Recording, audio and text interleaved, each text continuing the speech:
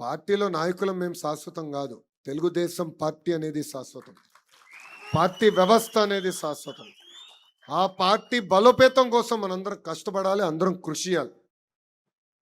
అంతేగాని ఎవరు ఉంటాడు ఆయన చెప్తే పదవులు వస్తాయి అనుకుంటే మటుకు చాలా ఇబ్బంది పడతాం మనం. పనిని నమ్ముకోండి, డోర్ టు డోర్ కష్టపడండి, మిమ్మల్ని ఎత్తుక్కుంటా వచ్చే బాధ్యత నేను తీసుకుంటానని కార్యకర్తలందరికీ మళ్ళీ తెలియజేసుకుంటూ, ప్రభుత్వ కొనసాగింపు గురించి ఇప్పుడే భరత్ గారు కూడా మాట్లాడారు. ఇది చాలా చాలా అవసరం. మనకి ఓటమి కొత్త కాదు, గెలుపు కొత్త కాదు.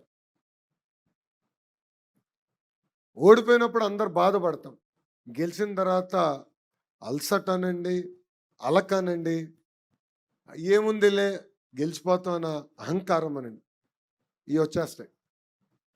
దానివల్ల మనం నష్టపోతాం కాదు, కార్యకర్తలు మనం నష్టపోతున్నాం.